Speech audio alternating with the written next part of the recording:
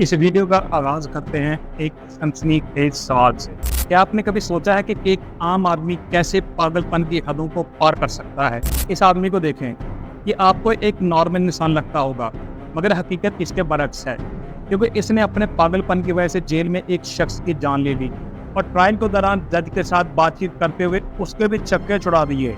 होना तो ये चाहिए था कि इस घिनौनी हरकत पर उसका सख्त तरीन मुहासबा किया जाता, मगर क्या कहें तरक्की याफ्ता कौमों का, उसकी ये हरकत एक मशहूर show rag and Morte show का हिस्सा बन गई, जिसको लाखों लोगों ने देखा। इसके मुकम्मल जुर्म की तफसील आपको आज की इस वीडियो में बताते हैं। इस आदमी का नाम डेनवर है। वो एक दिन फैसला करता है कि अपने मोहल्ले के घरों में चोरी करेगा और खूब माल इकट्ठा करेगा, मगर बदकिस्मती से चोरी करते हुए पकड़ा जाता है और लोग उसको पुलिस के हवाले कर देते हैं। पुलिस तफ्तीश करने के बाद डेनवर को फौरी तौर पे जेल भिजवा देती है, क्योंकि डेनवर की दिमागी हालत पहले ही ठीक नहीं थी और पुलिस अफसरान इस हवाले से आगाह नहीं थे। इसलिए जेल में होना डेनवर की जहनी हालत के लिए ठीक नहीं था। वो बहुत सारे शकूक व शुबात में मुब्तला था और जेल में वहाँ के स्टाफ को भी धमकियाँ देना शुरू कर देता है। मतलब वहाँ हालात ना उसके लिए अच्छे थे, न जेल हुक्काम के लिए अच्छे थे। इसलिए फैसला किया गया कि उसको काउंटी जेल मुंतकिल कर दिया जाए। फैसले के मुताबिक जब उसको काउंटी जेल मुंतकिल किया जाता है तो वहाँ पर डेनवर पुरसुकून नहीं रहता और अपने सेलमेट पर हमला करने का फैसला करता है। और ये फैसला वो उस जेल में मुंतकिल होने के सिर्फ 5 दिन बाद करता है।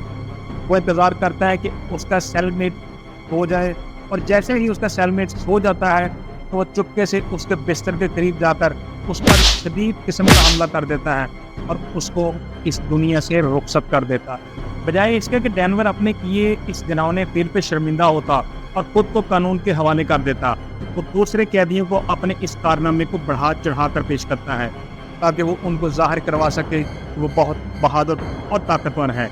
दूसरे कैदी भी उसकी हाँ में हाँ मिलाते हैं। वो उनको बताता है कि किस तरीके से उसने अपने बदबख्त सेलमेट को इस जहाँ से उस जहाँ पहुँचाया। इस सारी सूरत हाल के बाद डेनवर पर कत्ल का इल्ज़ाम लगता है और उसका ट्रायल शुरू हो जाता है। उसको डिफेंड करने के लिए उसे एक पब्लिक लॉयर मुहैया किया जाता है, जिसका नाम सॉल था। डेनवर के साथ गुफ्तगू शनीद के बाद उसका वकील ये जान जाता है कि डेनवर का मुकदमा किसी सूरत बेहतर नहीं रहेगा, क्योंकि वो मुकदमा सामने करने के लिए ज़हनी तौर पर फिट नहीं है। वो रियासत को बताता है कि डेनवर नफ्सियाती मसाइल का शिकार है और उसकी नफ्सियाती काउंसलिंग ज़रूरी है। उसके रिकमेंडेशन को फॉलो करते हुए रियासत डेनवर को एक नफ्सियाती सेंटर भिजवा देती है, ताकि उसकी जांच की जा सके कि वो मुकदमे का सामना करने के लिए फिट है या नहीं। अपने पब्लिक अटॉर्नी की जानिब से रिकमेंडेशन पर डेनवर खुश नहीं था और उसको इस पर बहुत गुस्सा था कि उसने क्यों रिकमेंड किया कि उसको नफ्सियाती इलाज की ज़रूरत है। बहरहाल डेनवर इस नफ्सियाती अस्पताल में कुछ वक्त गुजारता है और वहाँ ये तशखीस कर लिया जाता है कि इसको शिज़ोफ्रेनिया का मर्ज लाहक है। नफ्सियाती सेंटर में डॉक्टर्स को इस बात का यकीन हो जाता है कि डेनवर मुकदमे का सामना करने के लिए मुकम्मल तौर पर फिट है, यानी उसकी जहनी हालत ऐसी नहीं कि उसका मुकदमा ना चलाया जा सके। कुछ अरसे बाद डेनवर को समाअत के लिए अदालत के सामने पेश किया जाता है और जज, जिसका नाम डरहम है, जब डेनवर का मुकदमा चलता है तो उसके इल्म में आता है कि उसका वही वकील जिसने उसके खिलाफ सिफारिश की थी कि उसको नफ्सियाती हॉस्पिटल भिजवा दिया जाए, उसका नफ्सियाती इलाज किया जाए, वो वहाँ पे मौजूद होता है।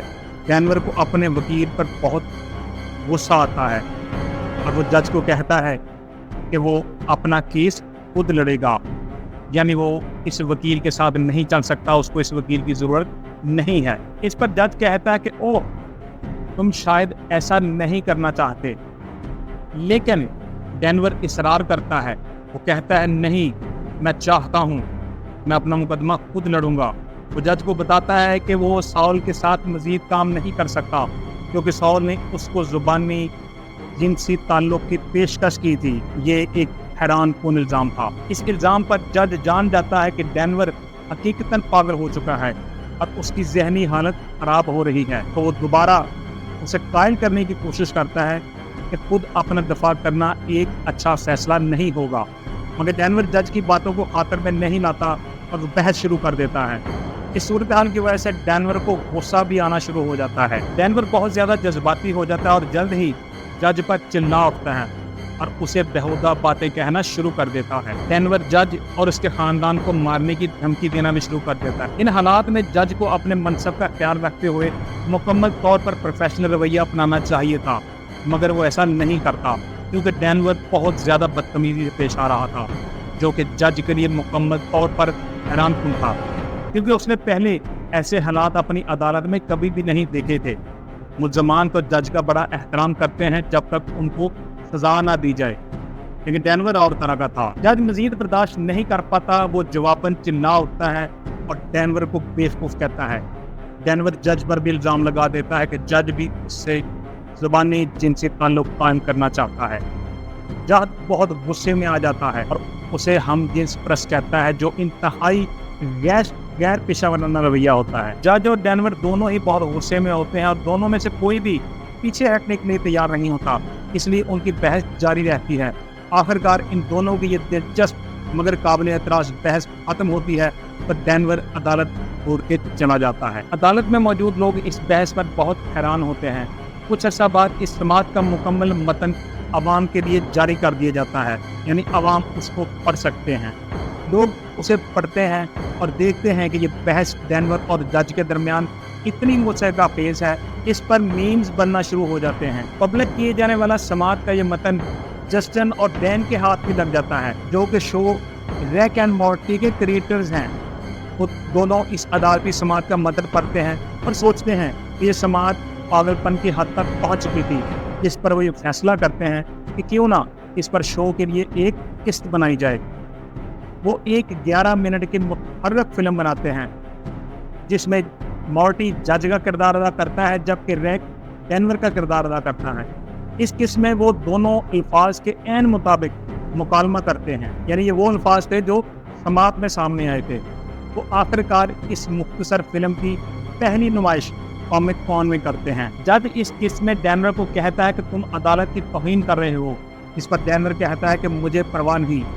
پھر جج کہتا ہے میں جانتا ہوں تمہیں پرواہ نہیں اور میں تمہیں اس پر 20 دن کی سزا دیتا ہوں۔ اس پر ڈینور چپ رہنے والا کب تھا، اور اگر تم کچھ اور کہتے ہو تو میں ہر بات کے لیے 20 دن مزید شامل کروں گا۔ جج یہ دھمکی دیتا ہے ڈینور کو۔ جج کی دھمکی کے باوجود بھی ڈینور چپ نہیں رہتا، جس پر اس کو 40 دن کی سزا سنا دی جاتی ہے۔ اس پر ڈینور جج کو کہتا ہے تم پر پھٹکار ہو۔ اس پر جج اس کی سزا 60 دن کر دیتا ہے۔ ڈینور جج کی ماں کے حوالے سے بھی قابل اعتراض الفاظ استعمال کرتا ہے۔ اس پر جج اس کی سزا کو 10 سال کر دیتا ہے، مگر ڈینور کہاں چپ رہنے والا تھا۔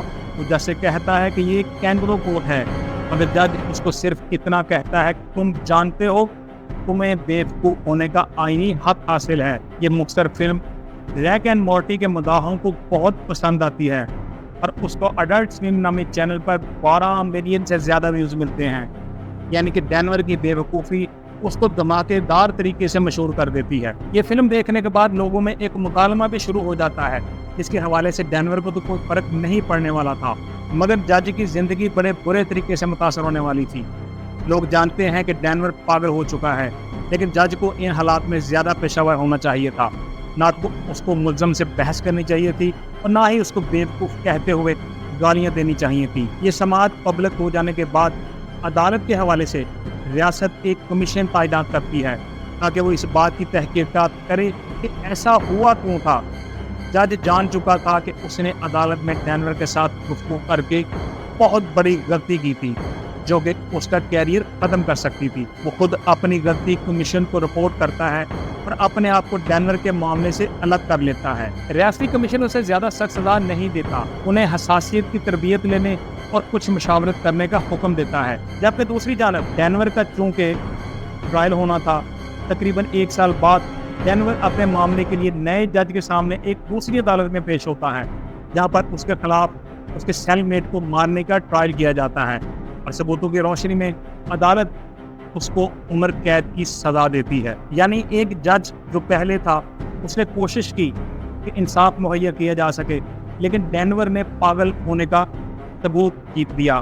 ثبوت کیا دیا؟ اس نے پاگل ہونا ظاہر کیا، حالانکہ وہ ایسا نہیں تھا، جبکہ وہی ڈینور دوسری عدالت سے لاپتہ ہے۔ آپ کے خیال میں کیا ڈینور کی جو یہ پروسیڈنگ تھی اس کو مشہور کیا جانا چاہیے تھا، اس پہ مینز یا اس پہ ایپیسوڈ بننی چاہیے تھی؟ ہمیں کمنٹ باکس میں ضرور بتائیے گا۔